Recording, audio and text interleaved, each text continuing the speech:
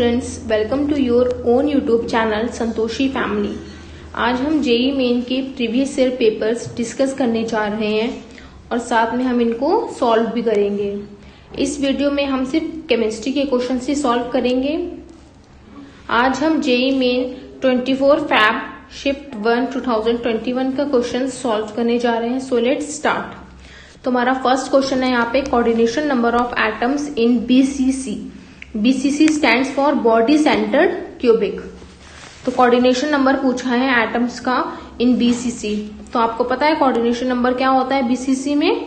8। तो हमारा correct option हो जाएगा ए, दैट इज 8। फिर सेकेंड क्वेश्चन है हमारे पास कॉम्पोजिशन ऑफ गन मेटल। मतलब जो गन मेटल होता है उसमें किस चीज के उसके कॉम्पोनेंट्स क्या होते हैं या उसका कॉम्पोजिशन क्या होता है। तो गन मेटल का जो कॉम्पोजिशन होता है वो होता है 88% कॉपर, 10% टिन और 2% जिंक। तो हमारे पास यहाँ पे करेक्ट ऑप्शन क्या हो जाएगा आपका? ए। ठीक है। थर्ड क्वेश्चन है हमारा एनारोबिक रेस्पिरेशन कॉजेज। मतलब एनारोबिक रेस्पिरेशन से क्या होता है? तो आपको इतना पता है कि एनारोबिक रेस्पिरेशन का जो बाय प्रोडक्ट होता है, बाय प्रोडक्ट मतलब साइड प्रोडक्ट, मेन प्रोडक्ट कुछ और होता है और जो मेन प्रोडक्ट लैक्टिक एसिड और इथेनॉल वगैरह हो सकता है, लेकिन जो बाय प्रोडक्ट होता है या फिर जो साइड प्रोडक्ट होता है वो CH4 मतलब मीथेन गैस होती है। और मीथेन हमारे पास क्या होती है? एक ग्रीन हाउस गैस होती है। तो इसीलिए anaerobic respiration cause greenhouse effect. तो इसका करेक्ट ऑप्शन हो जाएगा हमारे पास ऑप्शन सी। फोर्थ क्वेश्चन है हमारा monomer of buna S and nylon 6 respectively are. तो मोनोमर की बात करी गई है अभी की भी। बूना S का मोनोमर क्या होता है? बूना S का मोनोमर होता है स्टीरीन और नाइलॉन का जो मोनोमर है वो क्या होता है? कैप्रोलैक्टम। तो आपका करेक्ट आंसर क्या हो जाएगा? Option A, styrene and caprolactam. अब यहाँ पे आपका एक क्वेश्चन है by nitration of aniline gives 47% meta product. तो इन्होंने बोला है कि नाइट्रेशन जब हम लोग एनिलीन का करते हैं तो आपको 47% मेटा प्रोडक्ट मिलता है। तो इसका रीजन क्या है? चलिए आइए हम लोग देखते हैं इसका रीजन क्या है। देखिए स्टूडेंट्स, जैसे कि हमें पता है जो एनिलीन के ऊपर NH2 ग्रुप होता है बेंजीन में, वो एक ऑर्थो पैरा डायरेक्टिंग ग्रुप होता है, लेकिन फिर भी एनिलीन की नाइट्रेशन से हमें मेटा प्रोडक्ट मिलता है। क्यों मिलता है हमें मेटा प्रोडक्ट? इस बात को हम लोग समझते हैं। देखिए जब हमें नाइट्रेशन करना होगा तो हमें नाइट्रेटिंग मिक्सचर, और नाइट्रेटिंग मिक्सचर मतलब HNO3 प्लस H2SO4 लेना होगा।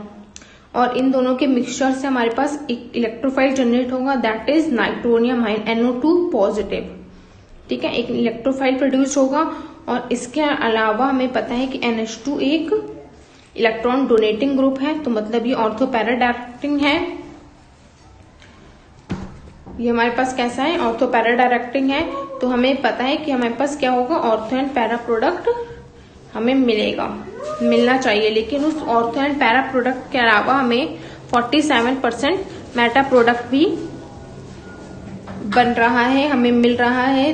तो हमें इतना पता है कि जब भी कोई ऑर्थो पैरा डायरेक्टिंग ग्रुप होता है तो उसमें इतने ज्यादा अमाउंट में 47% कोई भी मेटा प्रोडक्ट नहीं देता। तो यहाँ पे हमारे पास जब हम लोग नाइट्रेशन कर रहे हैं एनिलीन का, तो मेटा प्रोडक्ट क्यों मिल रहा है? ठीक है, तो इसका हम लोग रीजन देखते हैं। देखिए जब हम लोग नाइट्रेशन करेंगे एनिलीन का तो हमें nitrating mixture that is HNO3 plus H2SO4 लेना होगा। और HNO3 और H2SO4 हमारे पास दोनों ही एसिड है, तो एसिड होने की वजह से ये H प्लस देंगे। और NH2 में जो नाइट्रोजन है, NH2 ग्रुप में जो नाइट्रोजन है उसके पास लोन पेयर है, तो लोन पेयर क्या करेंगे? उस H प्लस को एब्स्ट्रैक्ट कर लेंगे। ठीक है, और जब लोन पेयर हमारे पास उस H प्लस को एब्स्ट्रैक्ट कर लेंगे तो हमारे पास कौन सी रिएक्शन हो जाएगी? एसिड बेस रिएक्शन हो जाती है और एनिलीनियम आयन आपको ये दिख रहा होगा वो फॉर्म हो जाता है, वो कन्वर्ट हो जाता है। लेकिन यहाँ पर एक बात नोट करने वाली है कि पूरा का पूरा एनिलीनियम आयन में कन्वर्ट नहीं होता। तो जिस वजह से हमारे पास कुछ मॉलिक्यूल एनिलीन का होगा और कुछ एनिलीनियम आयन का होगा। तो एनिलीन का जब हम लोग नाइट्रेशन करेंगे तो हमें ऑर्थो पैरा प्रोडक्ट मिल जाएंगे। लेकिन जब हम लोग एनिलीनियम आयन का नाइट्रेशन करेंगे तो हमें मेटा प्रोडक्ट मिलेगा। अब मेटा प्रोडक्ट हमें कैसे मिलेगा, क्योंकि आप देखिए एनालिनियम आयन हमारे पास एक इलेक्ट्रॉन विड्रॉइंग ग्रुप है। क्यों है हमारे पास इलेक्ट्रॉन विड्रॉइंग ग्रुप, क्योंकि नाइट्रोजन के ऊपर क्या है, पॉजिटिव चार्ज है। तो पॉजिटिव चार्ज होने की वजह से हमारे पास जो एनालिनियम आयन है, जो NH3 पॉजिटिव है, वो एक इलेक्ट्रॉन विड्रॉइंग ग्रुप है, और इलेक्ट्रॉन विड्रॉइंग ग्रुप होगा तो फिर ये मेटा डायरेक्टिंग होगा। तो इसलिए हमारे पास इसका प्रोडक्ट क्या आएगा, मेटा नाइट्रो एनालिन। तो एनालिन और एल्यूमिनियम आयन में कन्वर्ट होने की वजह से हमें मेटा प्रोडक्ट मिल रहा है। मतलब कि एनालिन का कन्वर्जन हो रहा है एनालिनियम आयन में, इस वजह से हमें मेटा प्रोडक्ट मिल रहा है। ठीक है, अब हम इस एनालिनियम आयन को एनालिन में दोबारा से कन्वर्ट कर लेंगे with the help of base. ठीक है, तो लास्ट में हमें मेटा नाइट्रो एनालिन मिल जाएगा from meta nitro anilinium ion. तो आपका यहाँ पे करेक्ट ऑप्शन क्या हो जाएगा, A, that is due to formation of anilinium ion.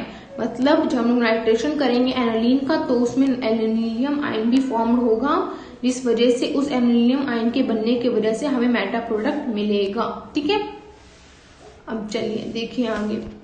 तो यही इन्होंने यहाँ पे सॉल्यूशन में लिखा है, मतलब ये रीजन उन्होंने लिखा हुआ है। अब नेक्स्ट क्वेश्चन हमारा, which of the following ore is concentrated using group 1 cyanide. कौन से फॉलोइंग ओर को हम लोग कंसंट्रेटेड कर सकते हैं यूजिंग ग्रुप 1 के साइनाइड को यूज करके। तो सल्फराइड ओर होता है, मेलाक्साइट ओर होता है, कैलामाइन होता है, सिडराइट ओर होता है, और हमें पता है कि जिंक सल्फाइड जो सल्फराइड ओर होता है, इसको हम लोग अगर ग्रुप 1 मतलब सोडियम साइनाइड के साथ अगर कंसंट्रेटेड कर सकते हैं, तो हमारे पास इसमें करेक्ट ऑप्शन क्या हो जाएगा, ऑप्शन ए। तो आयनाइजेशन एनर्जी सेकंड क्वेश्चन में, नेक्स्ट क्वेश्चन में आपको आयनाइजेशन एनर्जी कंपेयर करनी है, और वो भी first ionization energy of magnesium, aluminium, silicon, phosphorus and sulphur. तो आयनाइजेशन आपको पता है एनर्जी क्या होती है, energy required to remove an electron, outermost electron from an isolated gaseous atom.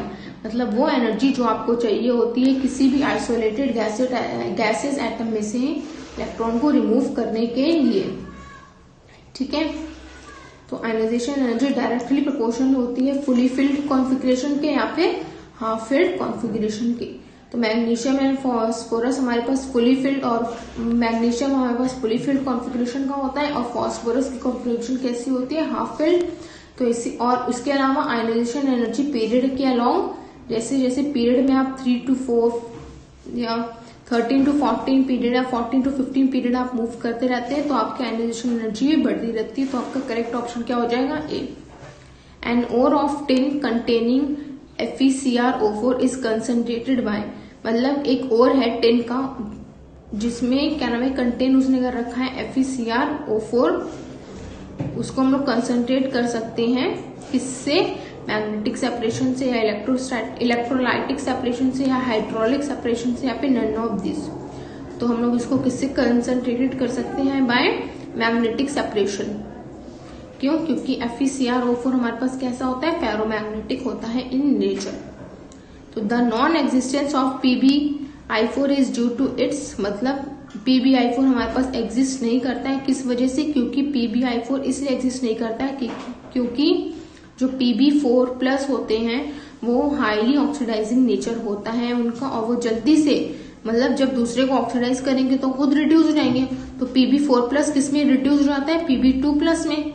और उसके अलावा हमारे पास जो दूसरा आयन है I-, वो भी स्ट्रॉन्ग रिड्यूसिंग पावर होता है, उसकी भी स्ट्रॉन्ग रिड्यूसिंग पावर होती है, तो वो भी Pb4+ को रिड्यूस कर देगा किसमें, Pb2+ में। इस वजह से PbI4 हमारे पास एग्जिस्ट नहीं करता, क्योंकि Pb4 पॉजिटिव जो होता है उसका स्ट्रॉन्ग ऑक्सीडाइजिंग नेचर होता है। जब वो ऑक्सीडाइज करेगा किसी और को तो खुद ही रिड्यूस हो जाएगा किसमें, Pb2+ में। ठीक है, और I- जो होता है वो भी रिड्यूसिंग नेचर का होता है, मतलब वो किसी और को रिड्यूस करेगा, स्ट्रॉन्ग रिड्यूसिंग एजेंट होता है, तो वो Pb4+ से भी स्ट्रॉन्गली रिड्यूस कर देता है Pb2+ में। ठीक है, अब नेक्स्ट आया है यहाँ पे, the helical structure of protein is formed by which bond. मतलब जो प्रोटीन का ये हेलिकल स्ट्रक्चर होता है वो किसकी वजह से होता है, हाइड्रोजन बॉन्ड्स की वजह से। ठीक है, नेक्स्ट हमारे पास यहाँ पे कि ऑर्गेनिक का क्वेश्चन है ऑर्गेनिक का, यहाँ पे आपको प्रोडक्ट बताना है कि इसमें प्रोडक्ट क्या बनेगा। तो देखिए यहाँ पे सबसे पहले आपको CHOH ऑक्सीजन के पास लोन पेयर ऑफ इलेक्ट्रॉन्स होंगे, हाइड्रोजन HCl एसिड दे रखा है हमारे पास, H+ को एक्सट्रैक्ट करेगा, अनस्टेबल कंपाउंड बनेगा, तो उसमें से वाटर मॉलिक्यूल एलिमिनेट हो जाएगा, तो हमारे पास सेकेंडरी कार्बोकटाइन बनेगा। अब अगर सेकेंडरी कार्बोकटाइन हमारे पास ज्यादा स्टेबल नहीं होता है, टर्शरी कार्बोकटाइन ज्यादा स्टेबल होता है, तो इसमें आपको पॉसिबिलिटी दिख रही है कि 1 to हाइड्राइड शिफ्ट हो सकता है, तो 1 to हाइड्राइड शिफ्ट होगा और उसके बाद होने के बाद हमारे पास मोर स्टेबल कार्बोकटाइन बन रहा है, तो इसलिए 1 to हाइड्राइड शिफ्ट आपने जब करवाया तो टर्शरी कार्बोकटाइन बन गया, और उस टर्शरी कार्बोकटाइन के बनने के बाद जहां पे पॉजिटिव चार्ज होगा वहां पे आप न्यूक्लियोफाइल दैट इज Cl- का अटैक करवा देंगे, तो आपका प्रोडक्ट बन जाएगा। ठीक है, तो आपका आंसर क्या हो जाएगा? B। ठीक है, नेक्स्ट है आपका क्वेश्चन, कॉपर, जिंक, क्रोमियम और कोबाल्ट में किसका पॉजिटिव रिडक्शन पोटेंशियल होता है for Mn2 positive aqueous 2 Mn solid. ठीक है, तो इसमें हम आपको रिडक्शन पोटेंशियल हमें आपको बताना है, तो रिडक्शन पोटेंशियल की वैल्यू मतलब कैसे आनी चाहिए? पॉजिटिव, तो रिडक्शन पोटेंशियल का आपको ये फॉर्मूला पता होगा, E = -NF/ΔG। ठीक है, तो डेल्टा जी मतलब जिसका नेगेटिव होगा उसका रिडक्शन पोटेंशियल पॉजिटिव हो जाएगा, तो डेल्टा जी की वैल्यू Cu2 पॉजिटिव से Cu के बीच में जो Cu की जो वैल्यू होती है वो डेल्टा पॉजिटिव की वैल्यू डेल्टा जी की वैल्यू नेगेटिव होती है, तो मतलब कि Cu2 पॉजिटिव टू Cu का जो रिडक्शन पोटेंशियल आएगा वो पॉजिटिव वैल्यू होगी, क्योंकि पॉजिटिव पैसिव हमारे पास वैल्यू कट हो जाएगी। ठीक है, उसके बाद हमारे पास नेक्स्ट क्वेश्चन है प्रीडोमिनेंट प्रोडक्ट, ये भी ऑर्गेनिक का क्वेश्चन आ गया। प्रीडोमिनेंट प्रोडक्ट आपको बताना है, यहाँ पे आपको क्या नाम है, एक ये फॉर्म दे रखे हैं, ऑप्शंस दे रखे हैं। चलिए इसका सॉल्यूशन देखते हैं। देखिए यहाँ पे हमको पता है OH जो है वो कैसा है, एक्टिवेटिंग ग्रुप है, मतलब ऑर्थो पैरा डायरेक्टिंग ग्रुप है, और कंसंट्रेटेड HNO3 दे रखा है जो हमारे पास एक इलेक्ट्रोफाइल प्रोड्यूस करेगा। कौन सा इलेक्ट्रोफाइल? NO2 पॉजिटिव, और NO2 पॉजिटिव कहाँ पे जाएगा? ऑर्थो पैरा पोजीशन पे जाएगा। लेकिन आपको दिख रहा है यहाँ पे ऑर्थो और पैरा पोजीशन, एक ऑर्थो पोजीशन ब्लॉक्ड है और पैरा पोजीशन भी ब्लॉक्ड है, तो बची कौन सी? सेकेंड वाली ऑर्थो पोजीशन। तो हमारे पास जो NO2 पॉजिटिव होगा वो कहाँ पे चला जाएगा? दूसरे वाले ऑर्थो पोजीशन पे चला जाएगा। अब यहाँ पे पूछा इन्होंने number of chiral carbon in neoprene. Neoprene में कायरल कार्बन कितने होते हैं? तो आपको ये नियोप्रीन का स्ट्रक्चर दे रखा है। नियोप्रीन इज अ आइसोमर या पॉलीमराइजेशन प्रोडक्ट ऑफ क्लोरोप्रीन। ठीक है, तो नियोप्रीन का आपको एक प्रोडक्ट, नियोप्रीन का आपको स्ट्रक्चर दिख रहा है, आपको दिख रहा है इसमें नियोप्रीन में कोई भी हमारे पास कायरल कार्बन नहीं है। ठीक है, सेकेंड मतलब नेक्स्ट क्वेश्चन है हमारा, rate of diffusion does not depend on, मतलब रेट ऑफ डिफ्यूजन जो होता है वो किस पे डिपेंड नहीं करता? साइज ऑफ मॉलिक्यूल पे डिपेंड नहीं करता, क्योंकि रेट ऑफ डिफ्यूजन जो होता है वो कंसंट्रेशन, टेम्परेचर और मास ऑफ पार्टिकल पे डिपेंड करता है, लेकिन साइज ऑफ मॉलिक्यूल पे डिपेंड नहीं करता। उसके बाद हमारा नेक्स्ट क्वेश्चन है bond angle in H2O। H2O में बॉन्ड एंगल कितना होता है? ऑप्शन है आपका करेक्ट आंसर हो जाएगा आपका option A, that is 104.5 degree. क्यों? क्योंकि ऑक्सीजन में आपको पता है ऑक्सीजन के पास 2 लोन पेयर होते हैं, तो उस लोन पेयर की रिपल्शन की वजह से वाटर में जो एंगल होगा वो 109 डिग्रीज होगा, कहाँ पे आ जाएगा? 104.5। ठीक है, नेक्स्ट क्वेश्चन है आपका, which of the following oxides of nitrogen converts to another oxide on heating. मतलब इनमें से कौन सा ऑक्साइड होता है नाइट्रोजन का जो हीट करने पे दूसरे अनदर ऑक्साइड में कन्वर्ट हो जाता है? तो करेक्ट आंसर होगा आपका ऑप्शन सी। क्यों? क्योंकि N2O4 जो होता है हमारे पास, जब हम लोग उसको हीट करते हैं तो 2 मॉलिक्यूल्स ऑफ NO2 ये कन्वर्ट हो जाता है। नेक्स्ट क्वेश्चन है हमारा, find the time period of reaction for 40% completion of reaction. Rate constant जिसका आपको दे रखा है, तो आपको ये फॉर्मूला डायरेक्ट लगा देंगे, T = 2.303 divided by K log 100/100 - x। 100 - x में क्या लिखेंगे आप कि कितना टाइम पीरियड अभी कंप्लीट होने के लिए कितना टाइम पीरियड बचा है। अब उन्होंने लिखा है कि टाइम पीरियड फॉर रिएक्शन, मतलब 40% रिएक्शन कंप्लीट हो चुकी है, तो रिमेनिंग कितना हो जाएगा? 60%। तो इसलिए आप लोग ने यहाँ पे 60 लिखी है और जो टोटल आपने एज्यूम करा है वो 100 कर लिया है। ठीक है, यहाँ पे 60 आपने क्यों लिखा, क्योंकि कंप्लीट जो हुई है रिएक्शन वो 40% हुई है, तो मतलब कि रिमेनिंग अमाउंट आपको लिखना होता है। तो रिमेनिंग कितनी है, अभी कितनी रिएक्शन बची हुई है, 60% बची हुई है। तो आप इसको सॉल्व कर लेंगे, आपका आंसर आ जाएगा 202.60 टाइम आ जाएगा। लास्ट क्वेश्चन आपका, substance given with molar mass equals to 90 gram per mole, weight given दे रखा है आपको 4.5 gram, volume of solution 250 ml दे रखी है, आपको मोलैरिटी निकालनी है। क्वेश्चन आसान है बिल्कुल। Molarity equals to number of moles of solute divided by volume in litres. तो मोल्स के लिए given weight by molecular weight करेंगे, given weight by molecular weight, और वॉल्यूम हमारे पास मिलीलीटर में दे रखा है, इसको आप लोग इसमें कन्वर्ट कर लेंगे, लीटर में कन्वर्ट कर लेंगे। तो क्या नाम है, 1000 से डिवाइड कर देंगे तो जाके 1000 मल्टीप्लाई में आ जाएगा, तो आपका कितने आ जाएगी वैल्यू, 0.2 आ जाएगी। ठीक है, आई होप आपके लिए वीडियो हेल्पफुल रही होगी। अगर आपको कोई भी डाउट हो तो आप हमसे कमेंट बॉक्स में टाइप करके पूछ सकते हैं। वीडियो को लाइक, शेयर एंड सब्सक्राइब करें।